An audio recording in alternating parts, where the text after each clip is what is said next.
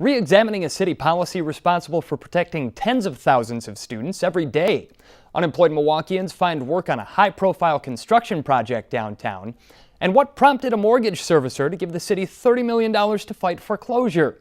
This is Council Rewind, and I'm Dustin Weiss.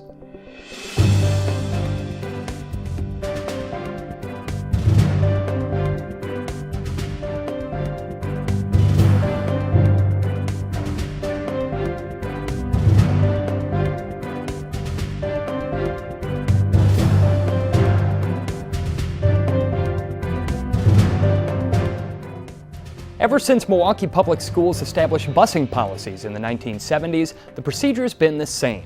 The bus pulls up, kids get on or off, the bus pulls away, and the kids look both ways before they cross the street. However, that's not the way it is in other areas, where the bus extends its stop sign, turns on its flashing lights, and stops traffic going in both ways so the kids can cross. Some Southsiders think such a policy would better protect kids in Milwaukee and petition their council members to introduce the plan at the October 1st meeting of the Public Safety Committee. My children who attend MPS get on a school bus every day. I think there is a lot of common sense already being implemented by the school bus companies. So for instance, I live in a very busy street, but we have to go around the corner to one of the side streets for pickup and drop off. This issue was very prevalent at a community meeting. We had lots of people who asked, through the work of Common Ground, asked, will you please work with us to do this? So after several visits, community meetings that the group did, it became very prevalent that this was an issue that we wanted to address. I'm in favor of it. I think that any opportunity that we have to make it safe for children to load and unload off a bus is a good idea. And I want to add that this in no way makes the school bus drivers crossing guards by putting the sign out. And we're not expecting children who may not be picked up by their parents to cross in front of a bus in the middle of the street. And we always expect them to go to the corner and use the crosswalks if needed to cross the street. And it also indicates here that if that they have to be operating the red lights when loading, and it sometimes takes up to 15 minutes adjacent to a school to load. So vehicles would be stopped 5, 10, 15 minutes while buses load lined up in front of a school. Sure. And the school process right now is that a lot of schools will have all the buses pull away from the curb at one time. Well, I know that several of the buses now keep the children in the buses until the bell rings and they're out on the street, parked in front of several of the schools for anywhere from 5 to 20 minutes in some cases, on very narrow streets. The Division of Pupil Transportation Services, representing the position of Milwaukee Public Schools as a whole, takes the position to not support the proposed substitute ordinance related to the display of warning lights and the use of stop arms by school buses. While we understand and appreciate the spirit of this proposed change to the local ordinance, our position to not support the proposed change is primarily for two reasons. Number one, the change would essentially instruct students to pass in front of buses in a busy urban environment with an obstructed view of the road they are crossing. Relatedly, we see concerns with how this would work logistically on main roads such as Capitol Drive, Oklahoma, Layton, and the impacts that it would have on the morning and afternoon commute from 2 to 5 p.m. and 6 to 9 in the morning. Secondly, that MPS has concerns that without appropriate enforcement and significant public education, this change could lead to increased injury of all stakeholders involved. And according to this, there's 44,500 bus stops per day. Yep, and some of the stops are redundant in that we go there at maybe 7 o'clock, then we go back there at 8 o'clock, but it is a distinct stop on a distinct route going to a distinct school. But basically, under this legislation, that would require motorists to come to a stop and the system to work 44,500 times a day. Correct. 2 times a day, once in the morning, once at the end of the day as well. Are your bus companies encouraged for them to pick up and drop off on highways, or are the majority of your pickups in residential areas? It's absolutely mixed. And elementary schools, we require to be at the nearest at a safe corner, which is a non-major highway. Capitol Drive is used for secondary schools, high schools, things of that nature. Of course, we've got daycare centers that are located on main thoroughfares, and in those instances, we grant special accommodations because of the logistics of having 10 MPS students at 10 different schools, 10 different times. So we have bus stops at the resident location of the daycares on main thoroughfares. We also have requirements by state statute for students that live on main roads that have special needs. Per their IEP, we must pick up in front of their residence. We can't force them to go around the corner. So therefore, we've got thousands of stops on main roads such as Capitol, Hampton, Silver Spring, Brown Deer, etc. When my wife Karen and I first moved to Milwaukee in 2005, we immediately noticed that school buses here do not use their reds and their stop arms. We thought this practice was quite odd since we encountered this policy in other cities we lived in, including Pittsburgh, Cleveland, and Columbus. More than odd, we thought it was quite dangerous. Dangerous enough that we would not allow our own children to ride school buses until just last year when our daughter entered the 6th grade. And in talking with other parents, we have found that this fear is prevalent in our city, that parents do not often permit their students to ride school buses, even when that service is desperately needed. So the system is broken. It might not show up in data reports, but it shows up in conversations. Over 2/3 of fatal school bus-related incidents occur during loading and unloading, and 70% of the students lost are under the age of 13. A 2012 study by the AAA Foundation for Traffic Safety found that when pedestrians are struck by vehicles traveling as slow as 35 miles per hour, there is a 64% chance that they will sustain severe injuries and a 30% chance that those injuries will be fatal.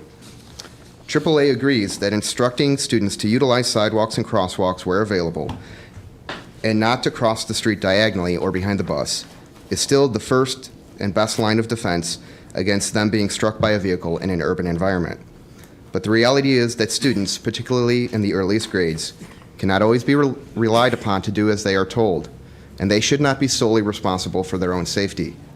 Motorists can and should play a role in keeping these students safe by stopping for school buses in anticipation of the possibility that students may stray into the roadway. The big concern is the false sense of security, I think, is when we start giving these kids the idea that they are able to get out in the busy streets. And I know, I appreciate we've touched on a couple of major streets, but looking at 13th Street and streets like that, how do you control that? I just don't even want to think about what would happen on a daily basis with those things. So there's real problem out there. It's not a science. It's not like you stop, you put your arms out and you're there for 30 seconds and away you go. We deal with it every day. As they mentioned, 55,000 kids. We deal with it every day. You stop to pick little Johnny up, and his mom is still kissing him goodbye and putting his coat on, and he left his book bag in. So inevitably you're going to be there 3-4 minutes. And we all know how long 30 seconds feels like at a red light. Try sitting behind a school bus every 3 blocks when he stops for 3-4 minutes at a time. I mean, it's something that we have obviously concern about. From 2012 to 2014, involving school bus crashes here in the city of Milwaukee, there was 4. Out of those crashes, there were 2 students under the age of 19 years of age, and 2 involved 2 adults. As it relates to the 2 students, one student on actually around South 7th and Greenfield, male student exited the school bus, decided as the school bus was leaving, decided to jump on the right back window of that school bus.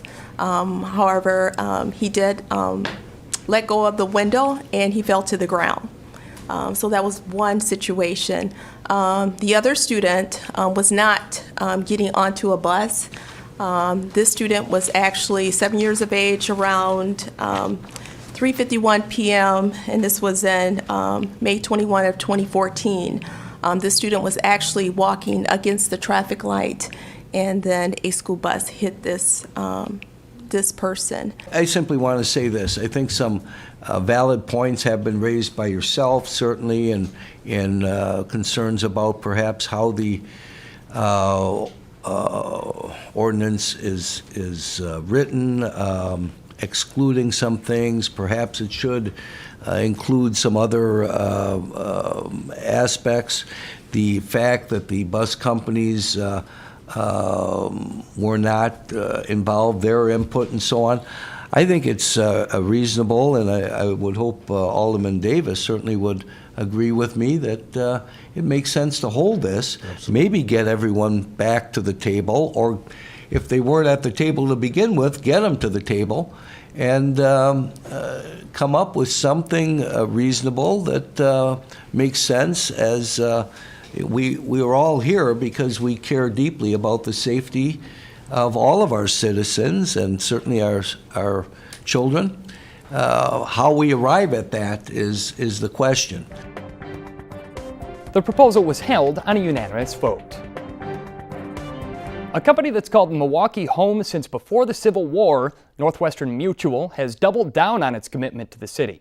With the help of a city finance loan, NWM is building a 32-story tower on its downtown campus that will briefly be the second tallest building in the state. And on October 6th, company officials provided the Zoning, Neighborhoods, and Development Committee with a hiring update. We thank you for the opportunity to come and talk to you about the progress that we're making on our new campus expansion project and our reinvestment in Milwaukee, a place that we've called home for over 150 years. As I'm sure you heard yesterday, we are also going to make an additional investment in Milwaukee. We're very proud to announce the new mixed-use development that will be located adjacent to our current campus. It will provide great retail, apartments, and vibrant places to live and shop, and importantly, from my perspective, much-needed parking for the 1,000 jobs and the 1,900 additional jobs that we hope to grow in downtown Milwaukee as a result of our expanded campus. A lot of work has gone on over the last 6 months to make our vision for Northwestern Mutual a reality and to make the commitments that we made to the city a reality. If you recall, just 6 months ago, there was a big, empty, gaping hole on our property where the new building was going to spring from the ground. In March, that hole was filled with 1,300 tons of rebar by a local SPE. Once the foundation was poured, that new foundation was waterproofed by another local SPE. To date, our core of the 32-floor tower is over a third of the way done and starting to make its mark on the Milwaukee skyline, which is pretty cool when you drive in on 43 in the morning. That core is being constructed with truck after truck full of cement by a local SPE. This week, exciting, we are going to have some stone showing up that will be hand set on the base of our new commons, and that work is going to be done through a unique partnership created by a local firm, SPE firm, as well as a national player, helping this local firm to grow the expertise in laying stone in a project of this magnitude.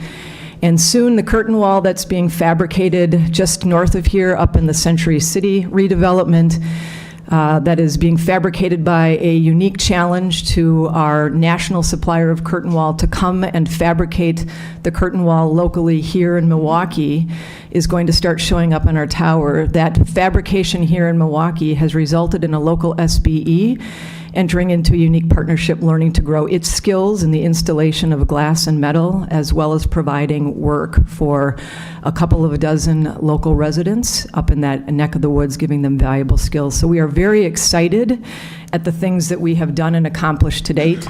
That, of course, has taken a lot of work and a commitment from everybody on the project team, from Northwestern Mutual, the general contractor, the trades, OSBD, and various members of the community to make this a reality. It's required us to engage in extensive outreach, job fairs, detailed labor analysis, and then a creative approach to thinking about how to get contracts in place and remove the barriers that are traditionally stumbling blocks for smaller firms to come to play on a project of this magnitude.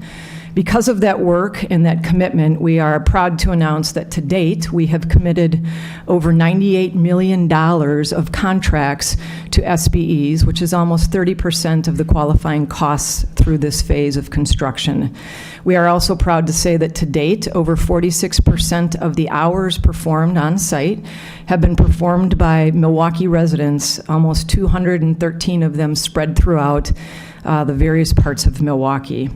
While we are extremely proud of the achievements that we have made to date, we know that there is a lot of work left to be done to fully execute on our commitments to the city, and we cannot let our foot off the gas pedal. It is going to require us to be vigilant throughout the course of this project. We know that there will be challenges, and we knew that and embraced that going into this project. With respect to workforce, the City of Milwaukee residents who qualify for the RPP program have worked over 46% of the construction hours. This is nearly 67,000 hours, or 9,000 more than the target. So more than 9,000 hours more than what would have been required given the total workforce. There are RPP workers in 16 trades, over 200 of them, as Sandy mentioned, and multiple RPP workers in every aldermanic district within the city.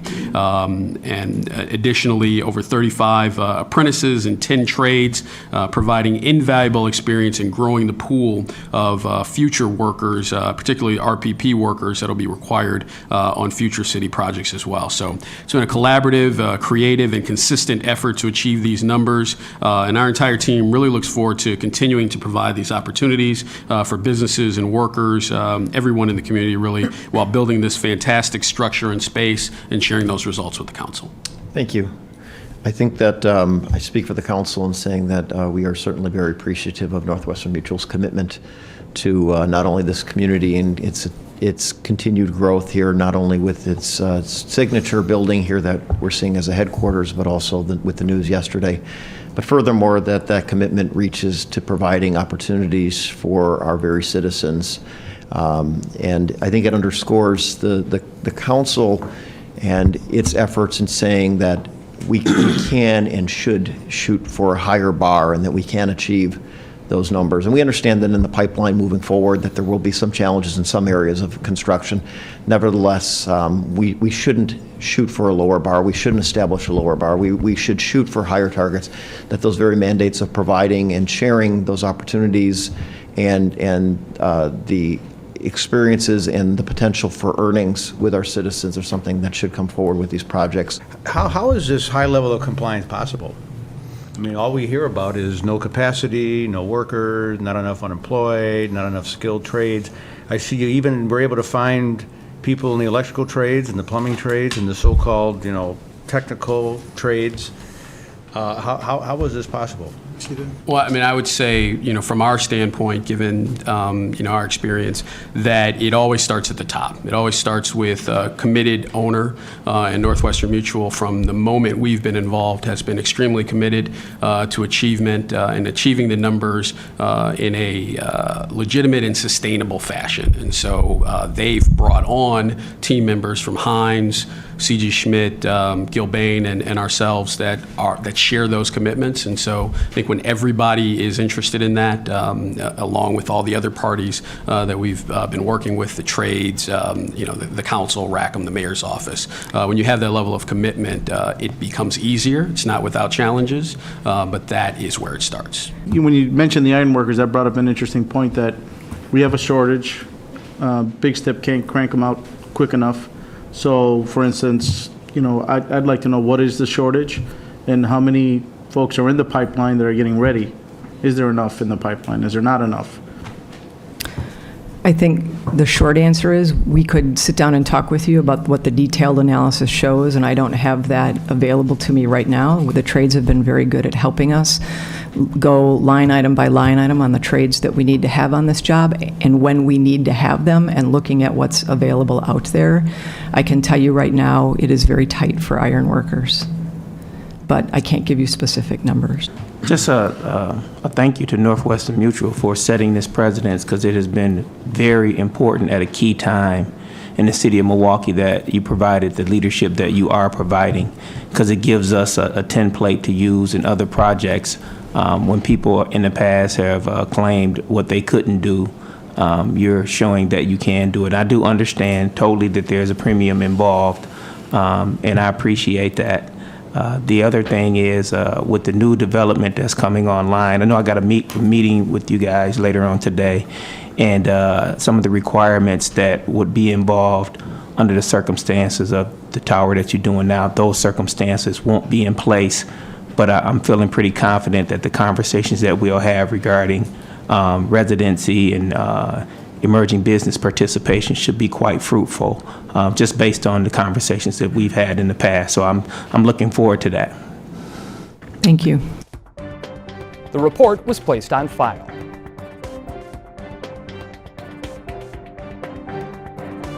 Nationstar Mortgage is the kind of company about which you hear very little, but which can wind up responsible for entire city blocks. The company services mortgages on around 3,400 properties in Milwaukee alone, and about 150 of those mortgages are in foreclosure. But in order to combat the effects of the foreclosure crisis, the company has agreed to provide $30 million in aid to the city over the next 3 years and abide by all the city's foreclosure regulations. Alderman Robert Bauman joined me following the last council meeting to explain. First and foremost, this deal is the first of its kind in the entire nation. No other city has been able to broker a deal like this with a mortgage servicer. Can you take us a little bit through the background of this deal and explain how it got to this point? Sure. I think I'll get right to the core, and the core is Nationstar Mortgage Company happens to be owned by Wes Edens, who also happens to own the Milwaukee Bucks. And we made it very clear to him in our negotiations and discussions that basically if they want an arena, a $250 million public investment in that arena, they got to do something with Nationstar. Nationstar is a mortgage servicer. They're not a mortgage owner. They basically collect mortgage payments. They administer the loan. They file foreclosure actions if a loan falls into default. They try to collect back loan payments through collection process. And ultimately, they sometimes come into possession of properties that have been foreclosed. Well, they service about 3,500 mortgages in the city of Milwaukee. About 86% of those mortgages are current, but there is a significant number that are not current and in various stages of the collection process and even the foreclosure process. And we wanted to make sure that if Nationstar was the owner of abandoned and foreclosed properties in the city of Milwaukee, if they were the owner of properties that were creating blight or contributing to blight and deterioration of quality of life in our neighborhoods, that these problems would be addressed in connection with this arena deal. And to Wes Edens' credit and to Nationstar's credit, they did step forward and agree to do some things that they really had no legal obligation to do. And in addition to the $30 million in mortgage modifications, which one could argue they might or might not have done anyway, basically what that means is they might write down the principal balance on a loan. They might refinance at a lower interest rate. They might extend payments over a longer term, reducing the amount of the monthly payment. That's what restructuring basically means, to write a new note that is less burdensome to the homeowner. A lot of times mortgage servicers will do that anyway because they're better off getting some cash flow out of a loan than nothing at all if somebody's in risk of default. But clearly they made a commitment to do $30 million of loan modification in the Milwaukee market. What is clearly a contribution they didn't have to do under any conceivable set of circumstances is a $500,000 contribution to the city's Strong Home Loan Program, which is our home improvement loan program that we put together in the 2015 budget. It's going to be extended this year for an additional $1.5 million. They agreed to put $500,000 over 3 years, so that's $166,000 a year, and basically found money to the city. They had no legal obligation to do that. That's a direct cash contribution to a city program that will fund that home improvement loan program in addition to city funds, and that's meaningful. There's no question about it. Mm-hmm. So I applaud Mr. Edens for recognizing that there was a political issue we had to deal with here. He dealt with it. The city benefits through this $500,000 contribution and the loan modification, and I think it's a win-win all the way around. $30 million and $500,000, each of those certainly is no small chunk of change. Right. But besides people who might otherwise have been put out on the street staying in their homes longer. What are some of the effects that you think you'll be able to see driving through the distressed neighborhoods in Well, that Milwaukee? remains to be seen. I mean, there is another part of the deal that provided that they would contribute properties that come into their possession through foreclosure to the city, coupled with a cash grant of $10,000 or up to $10,000 for renovation and improvement. So basically turning these properties over to the city, which is okay. It allows us to control the property, do the renovations, perhaps get the property sold. There's not a lot of those, there's not a lot of properties in that category.